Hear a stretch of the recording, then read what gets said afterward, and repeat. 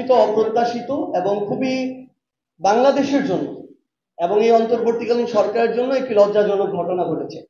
অন্তর্বর্তীকালীন সরকার 3টি রাজনৈতিক দলের প্রতিনিধিদেরকে তাদের সাথে নিয়ে গিয়েছেন। তাদের অবশ্যই এইটুকু ক্লিয়ার ধারণা থাকা দরকার ছিল কাদেরকে তারা কোন প্রোটোকলে কোথায় থেকে কোথায় নিতে পারবেন। যদি না নিতে পারেন তাদের সাথে প্রতিটি জায়গায়, তাহলে ওই জায়গায় তাদের সিকিউরিটি নিশ্চিত করার প্রয়োজন ছিল।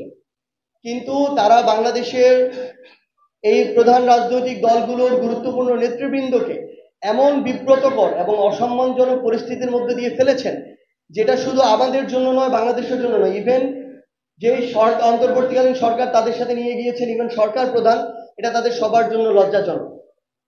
এবং আমরা এর আগেও দেখেছি অন্তর্বর্তীকালীন সরকারের উপদেষ্টা জনাব মাহফুজ আলম, যিনি ছাত্র প্রতিনিধি হিসেবে রয়েছেন সেখানে, তার সাথেও এমন একটি অনাকাঙ্ক্ষিত ঘটনা ঘটেছে।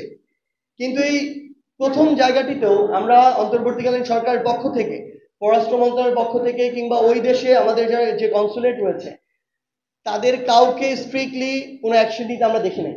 আমরা মনে করি এটাই অন্তর্বর্তীকালীন সরকারের দুর্বলতা, এবং এই দুর্বলতা তারা প্রত্যেকটি জায়গায় দেখিয়ে আসছেন। দেখেই অন্তর্বর্তীকালীন সরকারের প্রতি মানুষের যে আস্থার জায়গাটা, সেটা কিন্তু কমে আসছে।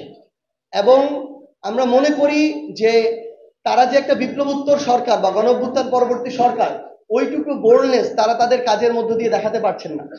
কারণ আওয়ামী লীগের যে কালপ্রিট গুলো ওই জায়গায় গিয়ে জড়ো হয়েছেন, এই তথ্যগুলো বা এরকম যে ঘটনা ঘটাতে পারেন এগুলো তাদের কাছে ছিল, কিন্তু তাদের কনসুলেট বা প্রশাসনের মাধ্যমে তারা এগুলোর ব্যবস্থা নিতে পারেননি। আমরা চাই তদন্ত সাপেক্ষে, ইভেন যদি অন্তর্বর্তীকালীন সরকারের পররাষ্ট্র মন্ত্রণালয়ের যে কোনো অফিসার এটার সাথে জড়িত থাকে, তাদের বিরুদ্ধে যেন কঠোর ব্যবস্থা নেওয়া হয়। কারণ যারা ওখানে আছেন, এই আওয়ামী লীগের যে কালপ্রিট গুলো, ফ্যাসিস্টের যে দোষরা ওখানে আছে, তারা কেউই এই বাংলাদেশের যে ইউএস এম্বাসি, তাদের যে নথিভুক্ত কিংবা তাদের পাসপোর্টের সাথে যে তথ্যগত সম্পর্ক, এগুলোর বাইরে না।